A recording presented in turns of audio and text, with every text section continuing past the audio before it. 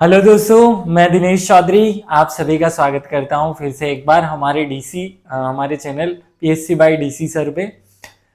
Exam परसों है। आप सब लोगों को बहुत सी घबराहटें हो रही होगी।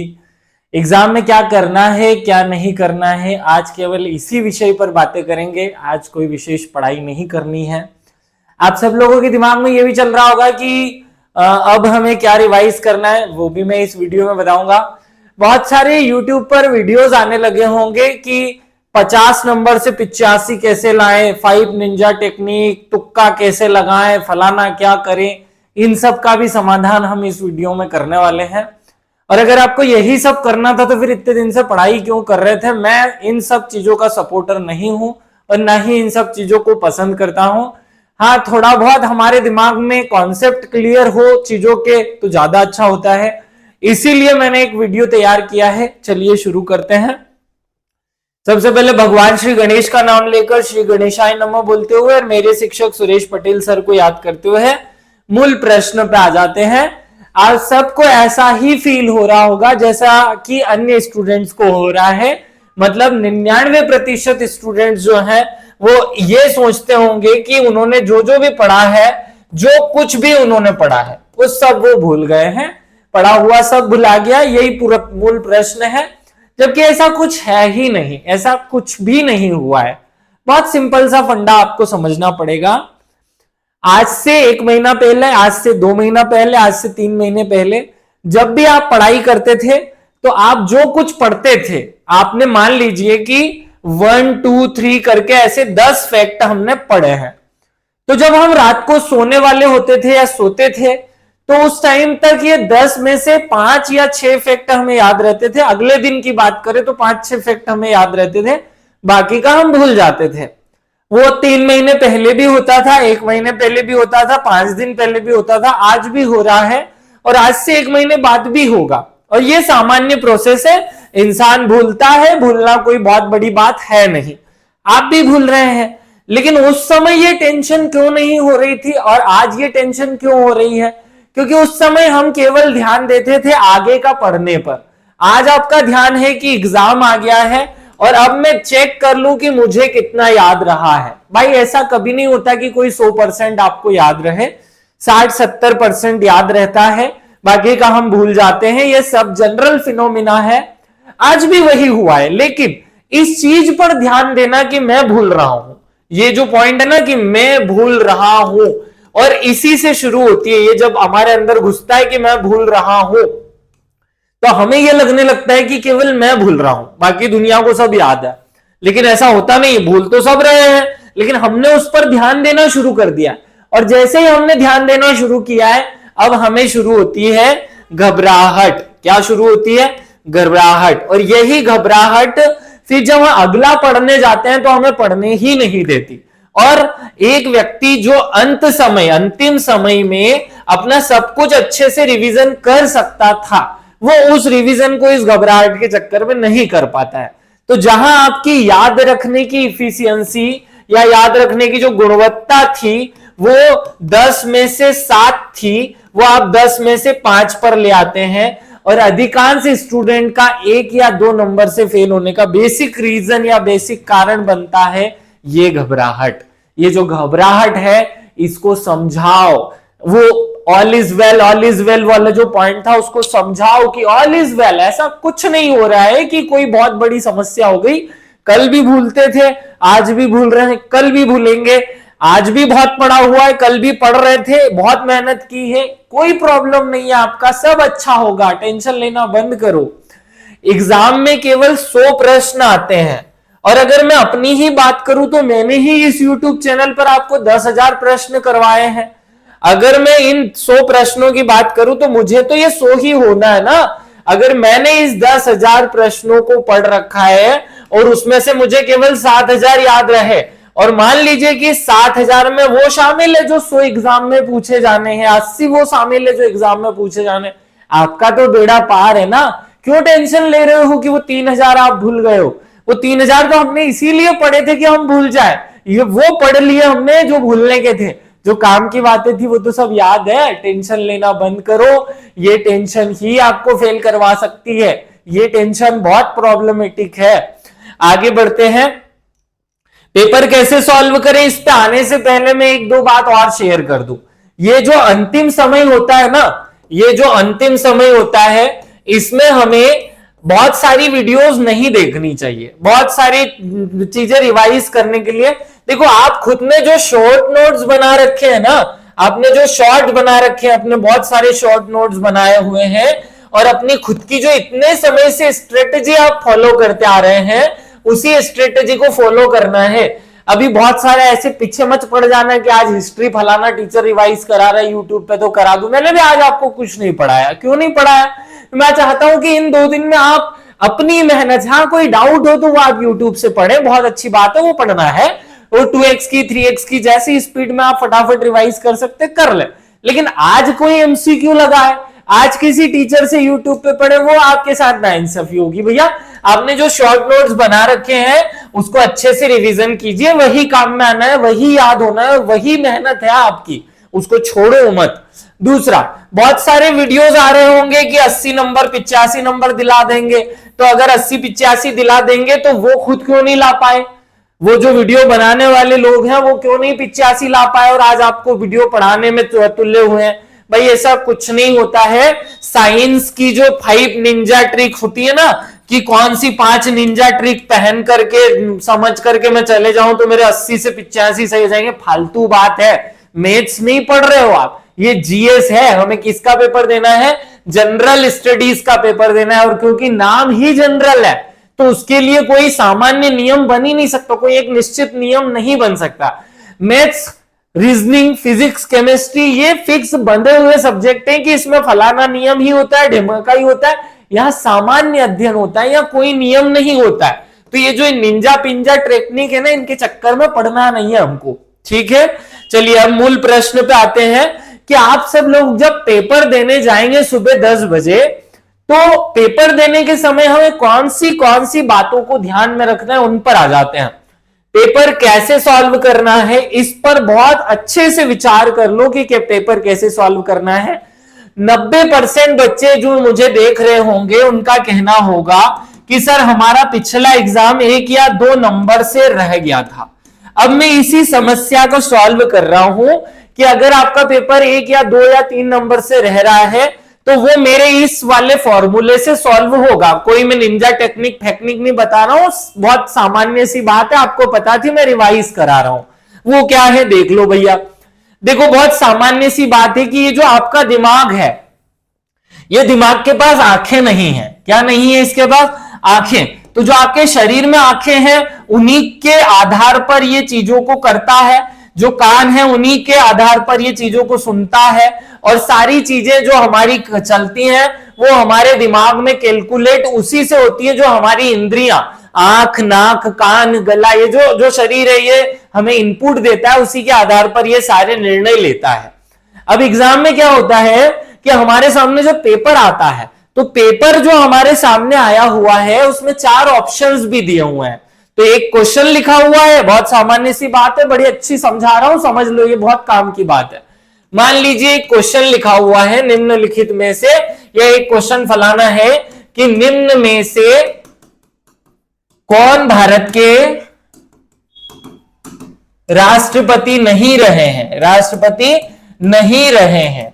ये एक प्रश्न है और इसके 4 ऑप्शन है।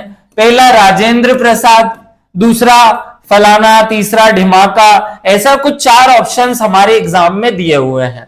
अब 4 ऑप्शन में अगर गलती से आपने इस राजेंद्र प्रसाद पर नजर डाल दी तो आपका दिमाग जो है वो आंखों के द्वारा दिए गए पहले इनपुट जो कि राजेंद्र प्रसाद है उस पर सोचना शुरू करेगा, और दिमाग उधर से रिप्लाई देगा कि भैया राजेंद्र प्रसाद भारत के पहले राष्ट्रपति थे।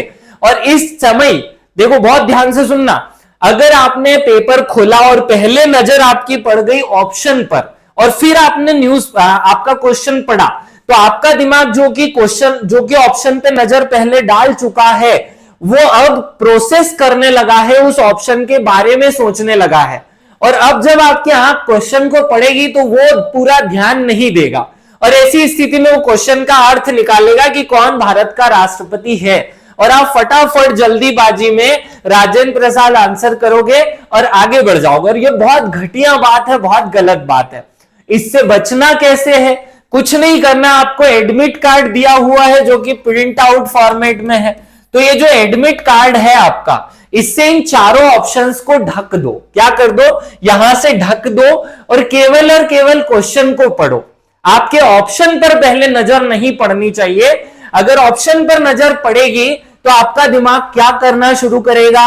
प्रोसेस करना शुरू करेगा उस चीज के बारे में सोचने पे। आपकी नजरों में जो आएगा ना, उस टाइम आपका दिमाग बहुत तेजी से चल रहा होगा, वो सोचना शुरू कर देगा। तो जो सामने उसके रख दिया उस पर वो सोचेगा, और यही सोचना आपको तकलीफ में डाल सकता है। यही एकमात्र एक सुझाव, बस मैं इतने बहुत सारी 10 बातें नहीं बताऊंगा आपको। सिंपल सा एक ही फॉर्मूला यूज करना है कि एग्जाम में जब हम पेपर सॉल्व करना शुरू करें तो पेपर का वो जो सील है उसको तोड़ने के बाद पहले जो क्वेश्चन है उसके एडमिट कार्ड से चारों ऑप्शंस को ढक दो, फिर पहला क्वेश्चन पढ़ो और फिर खसका करके 4 ऑप्शन देखो, फिर आंसर सही होगा। ऐसा ही दूसरा, तीसरा, चौथा, पांचवा, जितने भी प्रश्न है 100 के 100 प्रश्नों को आपको बिना ऑप्शन देखे आंसर करना है। इससे क्या होगा? आपका दिमाग जो है उसका सही तरीके से इस्तेमाल होगा। साइंस भी यही कहता है कि हमारा दिमाग कुछ नहीं करता, हमारा दिमाग जो इनपुट उसे दिया जाता है उसको प्रोसेस करके वो आउटपुट देता है। हमारे दिमाग में अगर हमने ऑप्शन को पहले डाल दिया तो उसके बारे में सोचना शुरू कर देगा और फिर हमारा ध्यान क्वेश्चन पे नहीं जा पाएगा, कंसंट्रेशन नहीं बन पाएगा। इस कारण से 80% बच्चे 2 या 4 क्वेश्चन सही आते हुए गलत करके आते हैं। क्वेश्चन पेपर ढंग से नहीं पढ़ना, वो प्रॉब्लम जो है ना कि नहीं पढ़ा जाता है, जल्दीबाजी कर दी जाती है, कुछ भी अर्थ निकाल लिया जाता है, वो इसी के कारण होता है। कुछ नहीं करना, केवल एक काम करना है, चारों ऑप्शन को ढक दो और फिर क्वेश्चन को पढ़ो और फिर आंसर अगर याद है तो ठीक है, नहीं है तो पेपर हटाओ, 4 ऑप्शन में से एक देखेंगे। इसकी स्टेप्स क्या होनी चाहिए पेपर सॉल्व करने की?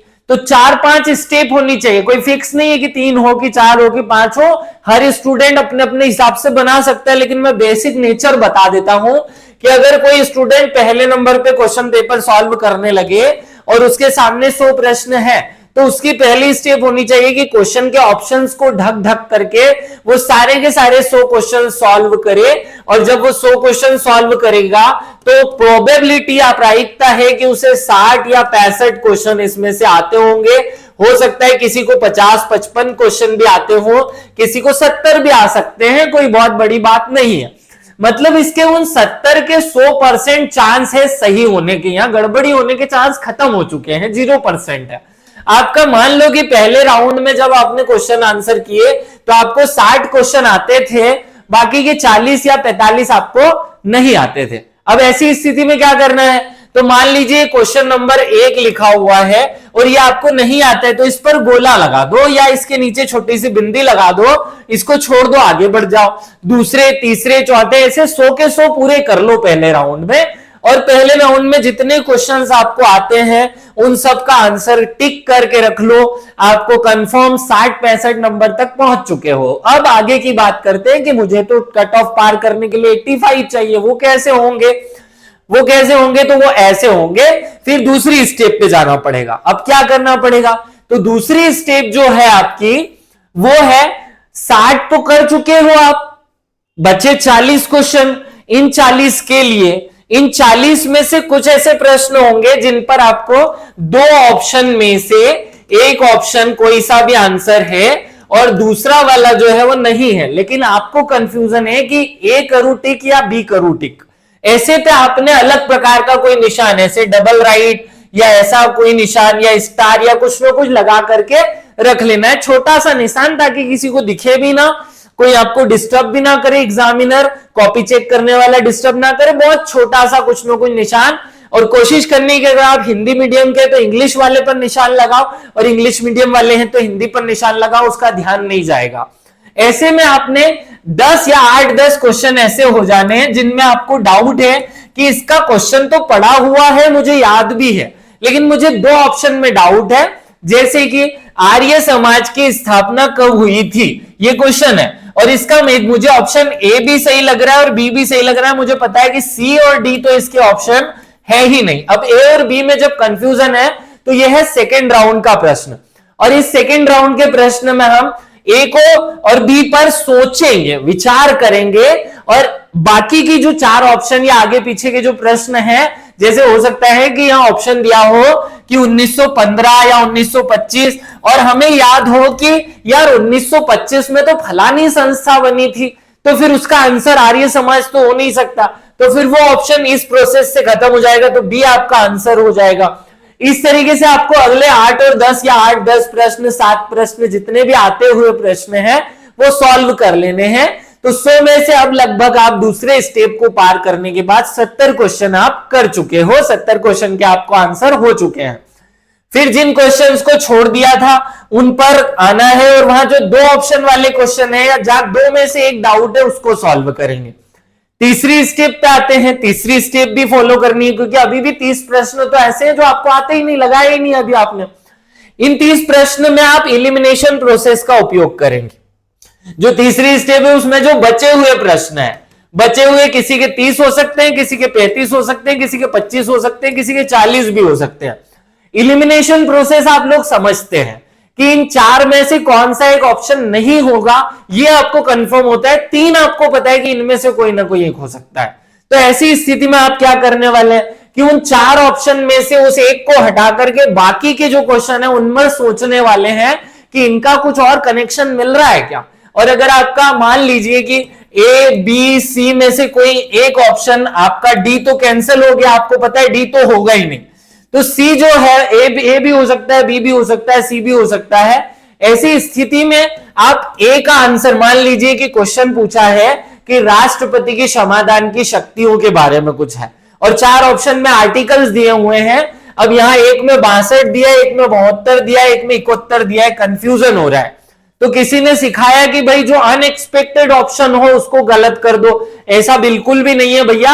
जनरल स्टडी या जीएस का जो पेपर होता है उसमें वो फॉर्मूला मैथ्स रीजनिंग वाला काम नहीं करता है, वो मत लगाना।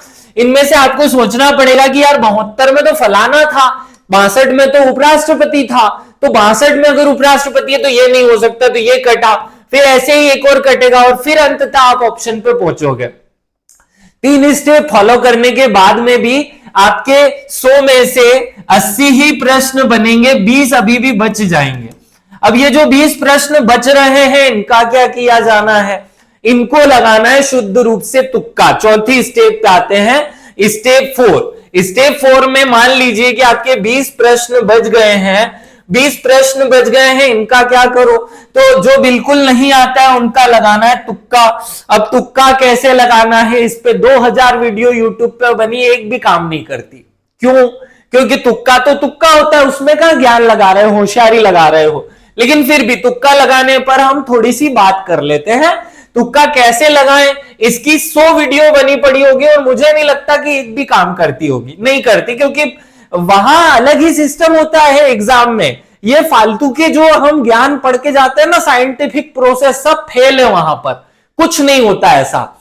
5 निंजा तकनीक तुक्का लगाने की, ऐसा बिल्कुल सोचना भी मत, कुछ भी नहीं होता है। ये निंजा पिंजा सब काम नहीं करते हैं हमारे यहाँ, एमपीपीएससी में कुछ काम नहीं करता है भैया, सीधे बता रहा हूं, कुछ भी काम नहीं करता है। लेकिन मान लीजिए कि किसी ऑप्शन में उपरोक्त सभी वाला ऑप्शन है, तो मन कर रहा होगा कि सर फिर से आपने भी तो वही बात कर दी। अबे ये नहीं समझा रहा हूं, ध्यान से सुनो इस बात को।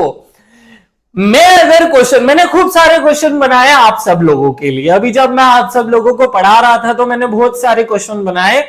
मैं उपरोक्त सभी केवल ऐसे प्रश्नों में डालता था जो बहुत कॉमन प्रश्न है। जैसे अगर मुझे क्वेश्चन पूछना है कि भारतीय स्वतंत्रता आंदोलन में किन किन ने भाग लिया, अब हजारों लोगों ने भाग लिया होगा, तो मुझे खुद को डर है कि ऐसा ना हो कि मैं एक ऑप्शन डालूं और बी वाला जो है वो भी भाग ले लिया हो गलती से, क्योंकि मेरे लिए जो 4 ऑप्शन बनाना है वो बड़ी मुश्किल का काम होगा। तो ऐसी स्थिति में मैं जब कॉमन क्वेश्चन होते हैं, क्या होते हैं, बहुत ध्यान से सुनना इस बात को ना, मैं ये समझा रहा हूं कि उपरोक्त सभी कब सही होता है। तो जब कॉमन क्वेश्चन होते हैं, क्या होता है, कॉमन क्वेश्चन जो होते हैं उनमें जब हम खुद ऑप्शन बनाने जाते हैं तो हमारे मन में, प्रश्न बनाने वाले के मन में डर होता है कि यार हो सकता है कि मेरा ज्ञान सीमित हो सकता है कि फलाना चंद भी कभी भाग ले लिया हो। तो ऐसी स्थिति में मैं चौथा ऑप्शन डालता हूं, यह उपरोक्त सभी। क्या डालता हूं? उपरोक्त सभी। समझ आ रहा है? जैसे मैं एक क्वेश्चन का और आपको रिपीटेशन बताता हूं, निम्नलिखित में से कौन सी गंगा नदी तंत्र का हिस्सा है? अब गंगा नदी तंत्र ना तो उस प्रश्न बनाने वाले को रटा हुआ होगा, ना कि आपको रटा हुआ है। तो ऐसे टाइम में डर है मेरे को कि ऐसा ना हो जाए कि ये जो मैं क्वेश्चन में ऑप्शन डाल रहा हूं ये दूसरा भी कोई मैच कर जाए। इसलिए मैं एक ऑप्शन, दो ऑप्शन, तीन ऑप्शन डालते डालते चौथा ऑप्शन डाल देता हूं, उपरोक्त सभी। तो जब बहुत सरल प्रश्न पूछा जाता है वहां पर उपरोक्त सभी लगाने के चांस होते हैं। लेकिन फिर भी मैं आपको एक बहुत अच्छी बात समझाना चाह रहा हूं कि उपरोक्त सभी या ऐसे तुक्का तुक्की पर तब जाना है जब आपको वो क्लियर कट याद नहीं है। आपको पता है कि इसका आंसर तो मेरे पापा को भी याद नहीं है, मुझे तो याद ही नहीं है, तब जाकर के तुक्का मार टेक्निक में से निंजा टेक्निक लाओ। और इस निंजा टेक्निक में भी मैंने जो समझा दी गणित उसका फॉलो करो कि जो सरलतम प्रश्न है उसमें ये उपरोक्त सभी वाला ऑप्शन लगाएंगे तो फिर 99% सही होने के चांस होते हैं, क्योंकि इसका बनाने का सिस्टम इस तरीके का है। समझ गए होंगे? अगले वाले प्रश्न पे आते हैं, इनमें से कोई नहीं। कभी कभी ये ऑप्शन भी होता है। तो जब बहुत कठिन प्रश्न बनाया जाता है एग्जामिनर द्वारा, जब बहुत खतरनाक, जब मैं आपके लिए प्रश्न बनाता था और जब मैं बहुत कठिन प्रश्न बना लेता था तो मुझे सूझ नहीं पड़ती थी कि इसमें ऑप्शन में क्या डालूं। तो मैं एक ऑप्शन ढूंढ के ले आता था जो सही होता था, दूसरा बड़ी मुश्किल से उसका भाई भतीजा मैं डाल देता था, तीसरा तो मेरे लिए बहुत प्राण घातक होता था कि ऑप्शन कहां से लाऊं मैं, और चौथा तो मुझे मिलता ही नहीं था। तो जब मुझे कभी बहुत कठिन प्रश्न, बहुत ही ज्यादा कठिन प्रश्न, बहुत ही ज्यादा कठिन प्रश्न बनाना पड़ता था, तब मैं ये ऑप्शन डालता था, क्योंकि मुझे चौथा ऑप्शन सूझ नहीं पड़ रही क्या डालूं। तो मैं एक ऑप्शन डाल देता था, इनमें से कोई नहीं। तो अब मैंने दो बातें बता दी कि जब बहुत सरल प्रश्न होता है तो उसमें चांस होते हैं कि उपरोक्त सभी आपका आंसर हो जाएगा, और जब बहुत कठिन प्रश्न होगा तो उसमें चांस होते हैं कि इनमें से कोई नहीं। लेकिन इनमें से कोई नहीं 50% टाइम ही सही होता है, क्योंकि ये तब आदमी बनाता है जब उसके दिमाग में चौथा ऑप्शन नहीं आता। ये कभी आंसर होता नहीं है, ध्यान से रखना।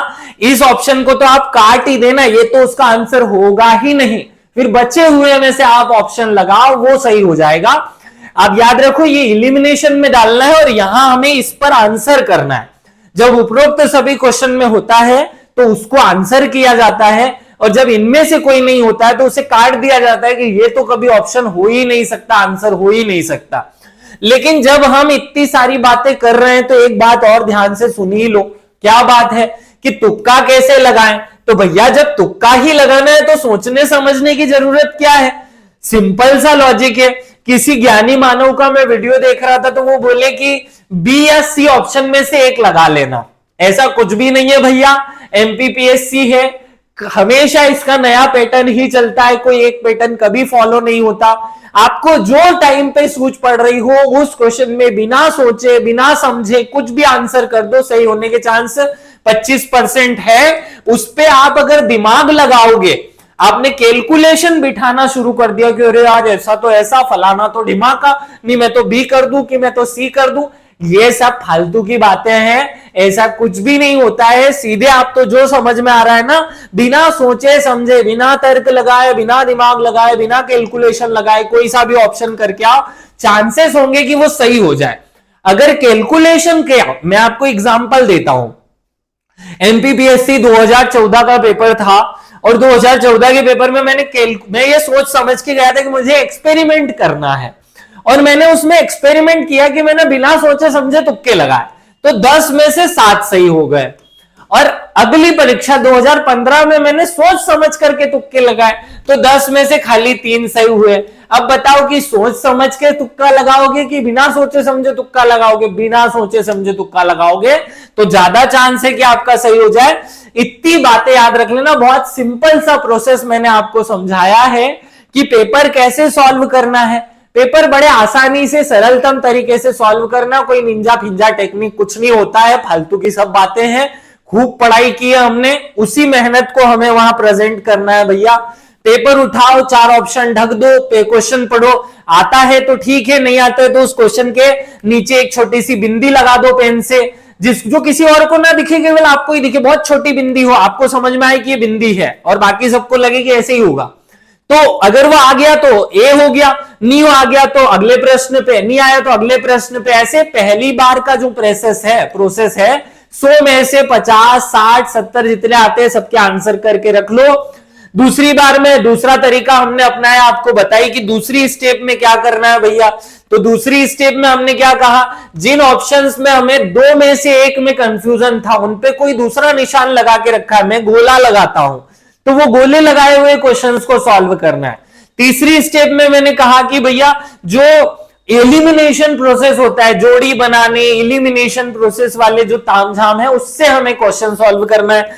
और चौथी स्टेप में हमें बिल्कुल सोचना समझना नहीं है, शुद्ध रूप से तुक्का लगाना है। बहुत ज्ञान की बात नहीं बता रहा हूं, सामान्य बातें सब आपको पता है, कोई निंजा टेक्निक वहां काम नहीं करती, मत लगाना। बहुत विशेष रूप से याद रखते हुए आगे बढ़ते हैं। आगे बढ़े तो फिर नया प्रश्न हमारे सामने खड़ा होगा कि सर गोले काले कब करना है, पहले तो पूरे 100 के 100 सॉल्व कर लूं और फिर काले गोले करूं, या फिर हर एक क्वेश्चन का काला गोला, पहले एक क्वेश्चन देख लूं फिर काला गोला करूं, दूसरा देखूं फिर काला गोला करूं, दोनों ही खराब है। ना तो 100 क्वेश्चन हो जाने के बाद में आपको काला गोला करना है और ना ही एक एक प्रश्न का काला गोला करना है, दोनों ही प्रोसेस मेरे हिसाब से गलत है। मेरे हिसाब से क्या सही है वो मैं बताता हूं, क्योंकि मैंने भी पीएससी पास करके ही यहां खड़ा हूं, आपको पढ़ा रहा हूं, तो आपको थोड़ा तो समझा सकता हूं, इतना तो ज्ञान है मुझ में कि मैं आपको समझा सकूं, इसलिए ये बात बता रहा हूं।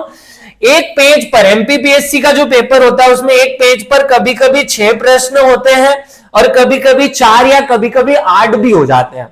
एक पेज पर जितने प्रश्न हैं उन सब पर क्वेश्चन के आंसर करने के बाद उन सबके आंसर काले कर लो, बहुत सही तरीका है। पहले एक क्वेश्चन में मान लो आपको पहला नहीं आता, राउंड मारा, दूसरा नहीं आता तो राउंड मारा, तीसरा, चौथा, पांचवा, छठा आपको आता है।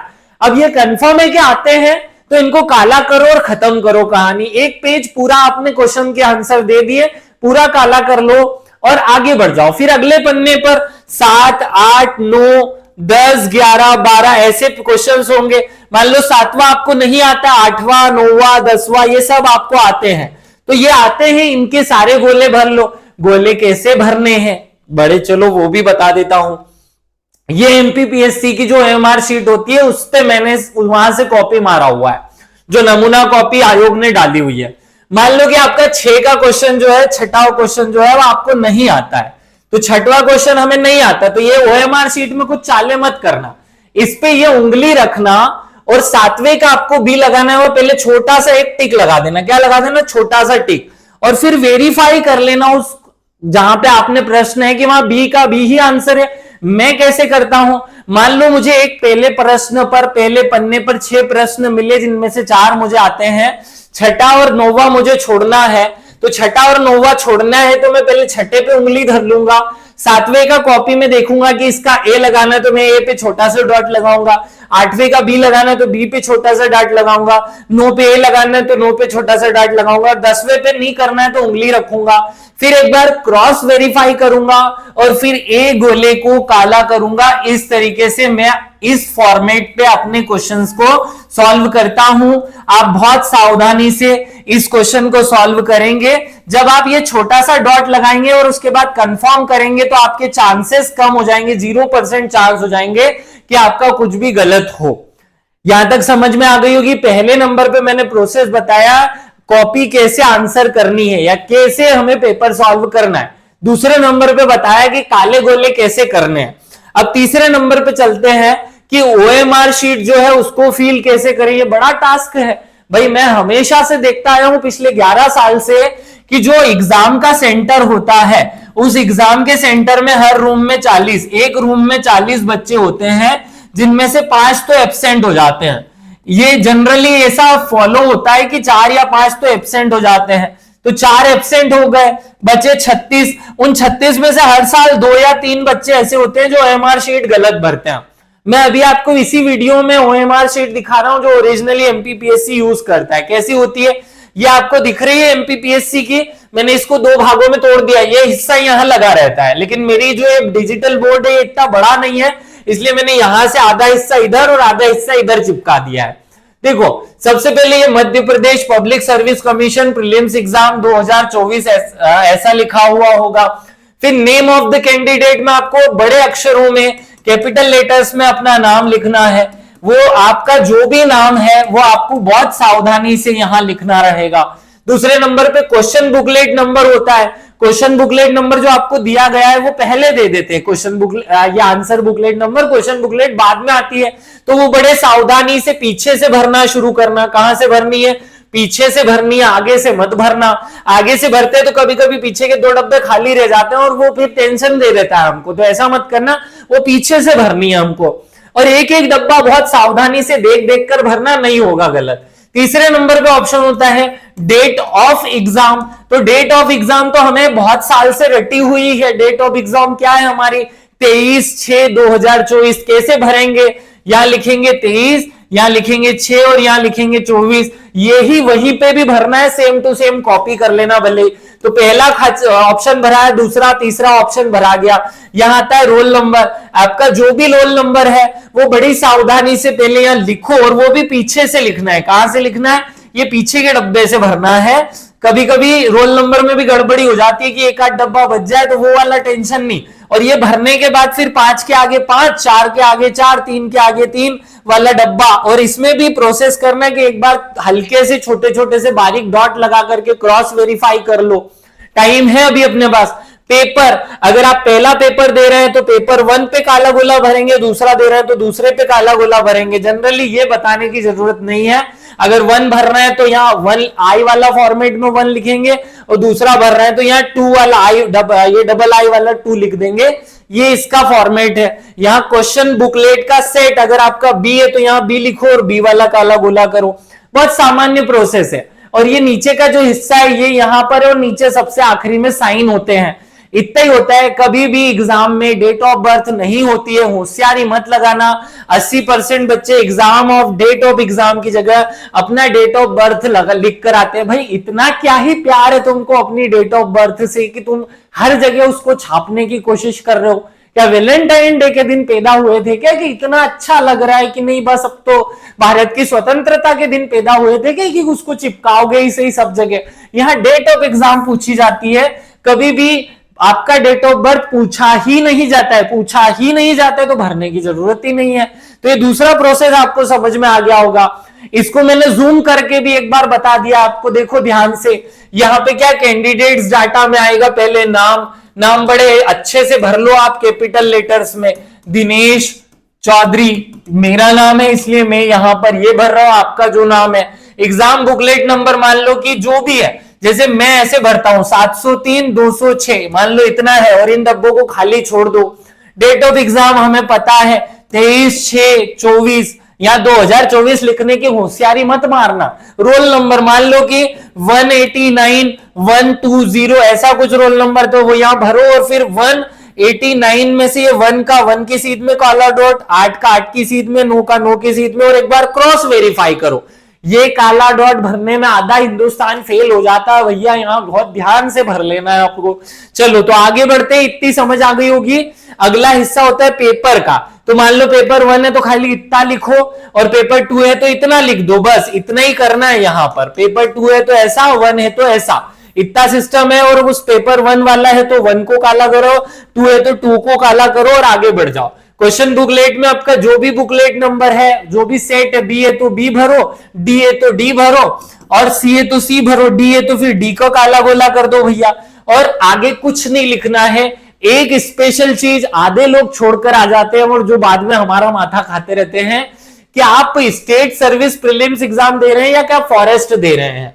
तो आपको पहले से पता है कि आप कौन सी एग्जाम दे रहे हैं। अगर नहीं भी पता है तो आपके एडमिट कार्ड में लिखा हुआ है कि आप कौन कौन सी एग्जाम दे रहे हैं, वहां लिखा होगा। सबसे पहली लाइन एडमिट कार्ड की यही है कि ये बोथ एग्जाम के लिए है कि केवल स्टेट प्रीलिम्स एग्जाम के लिए है या फॉरेस्ट प्रीलिम्स एग्जाम के लिए। तो अगर दोनों में है तो ये दोनों काले गोले कर लेना, और नहीं है तो जो है वो कर देना। इतना सा ध्यान रखना है, केवल इतनी सी बात ध्यान रख करके आगे बढ़ जाना। आगे बढ़ने के बाद हमारा नया प्रश्न ले लेते हैं हम कि नहीं को पढ़ने की कोशिश करनी है। आज ही समझा देता हूं, जब आप एग्जाम में बैठेंगे तो अपने दिमाग को एक इनपुट दे करके जाना कि जहां पे भी नहीं मिलेगा मुझे प्रश्न में, उस नहीं के ऊपर मैं ऐसा गोला लगाऊंगा। जहां पे भी प्रश्न में नहीं लिखा हुआ है मैं उसे गोला लगाऊंगा और या फिर अंडरलाइन करूंगा और उसके बाद दूसरी बार प्रश्न को पढ़ूंगा। बहुत ध्यान से सुनना, ये बात बहुत काम की।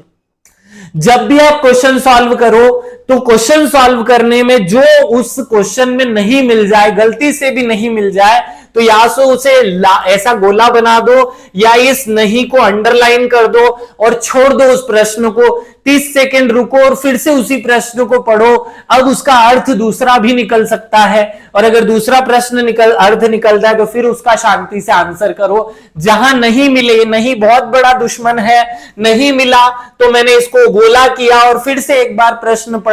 ये सूत्र याद रखना, जहां पे भी नहीं मिलेगा मैं गोला करूंगा और फिर से उसे एक बार रीड करूंगा। ये मुझे 100% करना है। आगे एग्जाम का पैटर्न कैसा होगा, देखो आज तक का जो मुझे भी नहीं पता, इस दुनिया में किसी को नहीं पता कि एग्जाम का पैटर्न कैसा होगा, उस रब अल्लाह मालिक को पता है केवल। लेकिन फिर भी जब भी एग्जाम का पैटर्न बदलता है, जब भी एग्जाम का या तो सिलेबस बदलता है या फिर पैटर्न बदलता है या कुछ भी होता है तो पेपर बड़ा ही आसान आता है। लेकिन अब यहां ये जो लेकिन है ना, यहां से बहुत आपके लिए दुश्मनी चालू हो रही है। लेकिन ये लेकिन वाली पिक्चर से सुनना क्या कहना चाहता हूं। लेकिन क्वेश्चन पेपर का पैटर्न जो है वो इस तरीके से घुमावदार रखा जाता है कि क्वेश्चन पढ़ने वाले स्टूडेंट को लगे कि वो टफ पेपर दे रहा है। जैसे जब आप पेपर खोलोगे तो 80% चांस है कि आपको पहला प्रश्न बहुत कठिन मिलने वाला है, बहुत ही कठिन मिलने वाला है। दूसरा प्रश्न भी आपको बहुत कठिन मिलेगा, फिर तीसरा, चौथा, पांचवा, छठा बहुत आसान प्रश्न होंगे। लेकिन पहला और दूसरा आपके दिमाग को ये बता चुके होंगे कि बाप रे बाप मैं तो मर गया, मेरी सारी मेहनत हो गई खराब। और यही आपका तीसरा, चौथा, पांचवा, छठा भी गलत करवाएगी। हमेशा सरल पेपर को बनाने में साइंटिफिक या मनोवैज्ञानिक चीजों को घुसेड़ा जाता है तो पेपर बहुत सरल आएगा। मैं बता रहा हूं फिर से, पेपर बहुत ज्यादा सरल आएगा, लेकिन उसमें कुछ मनोवैज्ञानिक चीजें जोड़ी जाएंगी। जैसे शुरुआत में 2 या 3 प्रश्न जो है वो ज्यादा कठिन रख देना, फिर 1-2 पहला और दूसरा प्रश्न कठिन होगा, 3-4 क्वेश्चन सरल होंगे और 5वां या 6ठा प्रश्न फिर से टफ होगा, बहुत खतरनाक टफ होगा। आपको आंसू आ जाएंगे कि बाप रे मैंने इतनी पढ़ाई की है, ये बिल्कुल नहीं आता, ऐसा कैसे हो सकता है, रोना आ जाएगा। वो आपसे नहीं बनने वाला है। लेकिन फिर 2-3 क्वेश्चन के बाद में आपसे सारे प्रश्न बनने वाले, ऐसा पैटर्न फॉलो किया जाता है जनरली। या फिर इसके सिस्टम को थोड़ा और अलग बना दूं, जानबूझ करके पेपर में पहला और दूसरा प्रश्न जो है वो ऐसी यूनिट से रखे जाते हैं जो सबके लिए कठिन है। जैसे साइंस एंड टेक्नोलॉजी सबके लिए कठिन है, सब सोच करके जा रहे हैं कि पहला प्रश्न मुझे हिस्ट्री को देखने को मिलेगा या सरल सा प्रश्न देखने को मिलेगा। अगर मैं उसके स्थान पर जनजाति का प्रश्न या फिर साइंस एंड टेक्नोलॉजी का एक बहुत खतरनाक प्रश्न रख दूं तो वो आपके धज्जियां उड़ा देगा, आपके सिस्टम हिला देगा। ऐसे पैटर्न जनरली फॉलो किए जाते हैं, ये याद रख करके जाना, एग्जाम में ऐसा होगा, हमें बिल्कुल नहीं डरना है। 100 में से हमें 85, 84, 86 ऐसा कुछ मार्क लेकर के आना है, हमारा सिलेक्शन हो जाएगा। 80 भी लाओगे तो सिलेक्शन हो जाएगा, लेकिन बड़े जान और शान के साथ लेकर के आना कि डर ना हो कि इनमें से और 4 गलत हो सकते हैं अगर आयोग आंसर की बदले तो। ये चीजें आपके साथ नहीं हो। फिर आगे बढ़ते हैं, पड़ोसी का टिपना है या नहीं है। हो सकता है ना आपको 100 में से 80 प्रश्न आते हो और 20 प्रश्न में आपको तुक्का लगाना है, तो अब आप सोचते हो कि मुझे तो आता ही नहीं है, मैं पड़ोसी का रट लूं या पड़ोसी का देख लूं। और कभी कभी हो जाता है कि पड़ोस में पहचान का मिल जाता है, कोई हमारे टाइप का बैठ जाता है। अगर वो गलती से बताए तो भी मत करना। अगर उससे बहुत कॉमनली जुड़े हुए हो, जीवन भर उसके साथ रहे हो, तो उस पर विश्वास कर लेना, नहीं तो ये तुक्का वाला प्रोसेस ज्यादा सही है। तुक्का लगा लेना, लेकिन पड़ोसी का कभी मत टीपना, क्योंकि पड़ोसी ऑलवेज रॉन्ग, पड़ोसी हमेशा गलत होता है। याद रखना, एमपीपीएससी में पड़ोसी हमेशा गलत होता है। क्या होता है? पड़ोसी हमेशा गलत होता है, उसका कभी नहीं टीपना। वो आगे रह के बताए तो भी मत टीपना, उसको याद नहीं होगा। हाँ, अगर मैं बैठ जाऊं आपके पड़ोस में तो फिर टीप लेना। आपको इतना विश्वास है जितना मुझ पर विश्वास है तो फिर टीप लेना। अगर मुझ पर जितना विश्वास है उससे 1% कम भी विश्वास उस बंदे पर, बंदी पर है, तो फिर उसका मत टीपना। एमपीपीएससी में पड़ोसी ऑलवेज गलत होता है, पड़ोसी कभी सही नहीं होता है। और आगे बढ़ जाते हैं, एग्जाम का पैटर्न कैसा होगा? देखो, एग्जाम का पैटर्न जैसा होता है वैसा ही होगा, इसमें कोई बहुत दो राह की सोचने वाली बात नहीं है। हाँ, एग्जामिनर जो है वो इस बार क्या कर सकता है नया, तो कभी कभी एमपीपीएससी जो है वो यूपीएससी के पैटर्न को फॉलो करने की कोशिश करता है। जैसे आपका एक प्रश्न दिया, एक प्रश्न मान लो कि नर्मदा नदी की लंबाई, नर्मदा की लंबाई के बारे में कोई प्रश्न है, और यहां 3 चीजें बना दी और यहां जोड़ी बनाने को बोल दे कि संपूर्ण लंबाई, मध्य प्रदेश में लंबाई और फिर महाराष्ट्र में लंबाई, ऐसा कुछ, और फिर 3 चीजें यहां लिख दे और इनको जोड़ी बनानी पड़े, ऐसा वाला। तो इस टाइप के 5-6 नए प्रश्न देखने को मिलेंगे। हो सकता है कि इससे थोड़ा और आगे हट करके एक प्रश्न वैरायटी ऐसी होती है 1 2 3 4 2 1 1 4 3, ऐसे वाला पैटर्न भी आपको 2-4 प्रश्नों में देखने को मिलेगा। घबराना मत, वो सरल प्रश्न को और अच्छा बनाने या सरलतम प्रश्नों को थोड़ा डाइवर्सिफाई बनाने के तरीके होते हैं। तो 5-6 प्रश्न इस तरीके और 5-6 प्रश्न इस तरीके के आपको जनरली देखने को मिलेंगे। इससे घबराना मत, ये सबके सही होने वाले प्रश्न होते हैं, क्योंकि इनमें बहुत आसानी होती है आंसर करने में। अगर आपको आधा भी याद होता है तो हम पूरा क्वेश्चन सॉल्व कर लेते हैं ऐसे प्रश्नों में, इनसे मत डरना। और आगे बढ़ते हैं, एग्जाम के लिए एक दिन पहले क्या करना चाहिए, क्या पढ़ना चाहिए, क्या नहीं पढ़ना चाहिए। पहली तो बात ये समझ लो कि बरसात का मौसम है, बरसात का मौसम है, इसमें आप सब लोग पानी पता से दही पूरी, हॉट डॉग, फलाना डॉग, ढिमाका डॉग, ये वो दुनिया भर का कुछ 2 दिन तो मत खाना। ये 2 दिन पहले आपके लिए प्रोहिबिटेड है भैया, बिल्कुल भी मत खाना। दूसरा, आप अपना एडमिट कार्ड आज निकाल लिए होंगे प्रिंट आउट, साथ में 2 पेन, आप उस पर लिखा हुआ है, उसको एक बार रीड करना। मैं बताऊंगा तो मेरी मान लोगे, मैं पेन के नाम ही नहीं बता रहा हूं, एक बार रीड कर लेना, 5 मिनट लगती है, कोई बहुत पढ़ाई नहीं करनी है।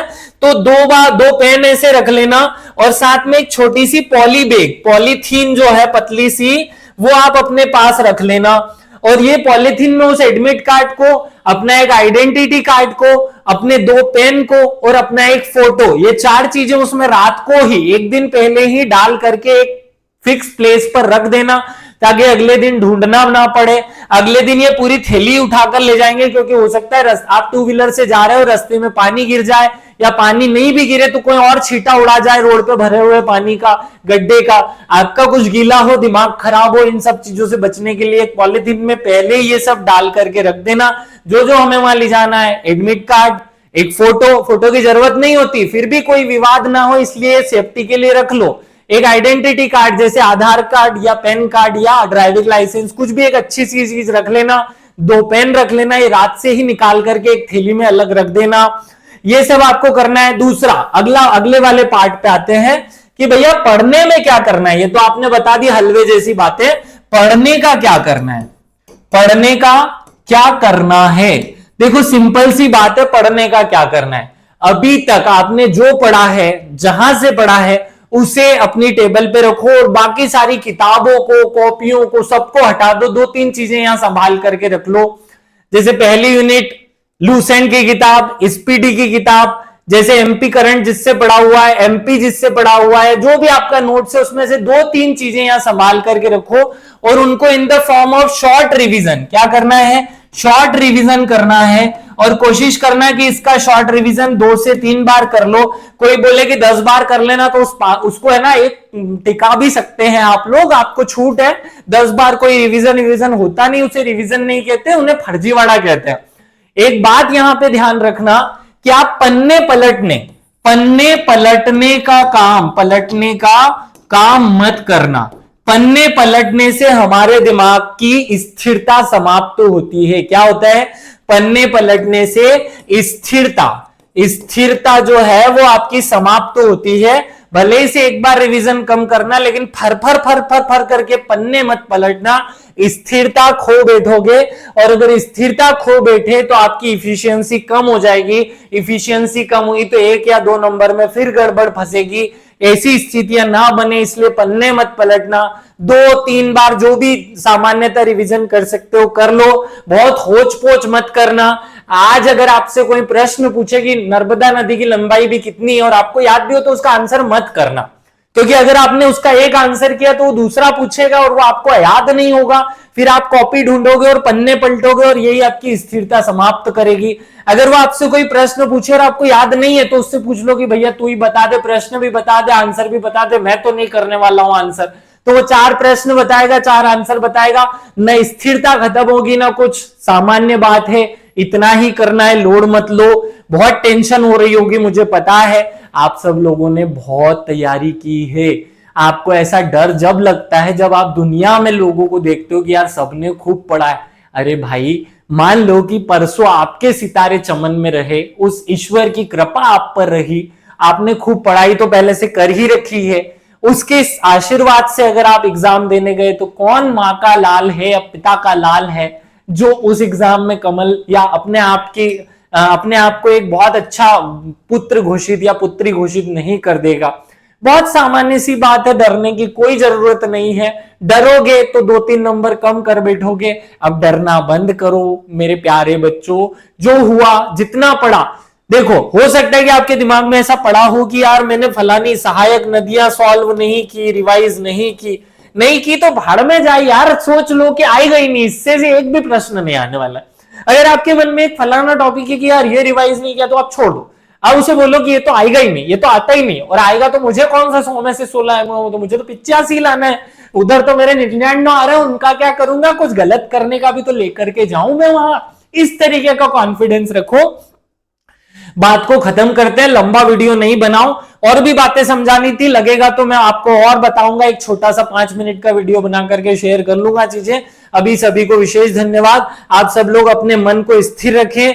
कल शनिवार है, शनिवार के दिन भगवान की पूजा करें, और संडे के लिए कामना करें कि जो भी होगा वो सब अच्छा ही होगा, और जो होगा वो मुझे स्वीकार होगा। इस रूप से अपने मन में एक भाव लाकर भगवान की अच्छे से पूजा करते हुए प्रॉपर खाना पीना, पानी, सोना सब कुछ व्यवस्थित रखें। सोने का एक सिस्टम और सुन लो, सोना सही समय पर है, क्योंकि सुबह जल्दी उठना रहेगा।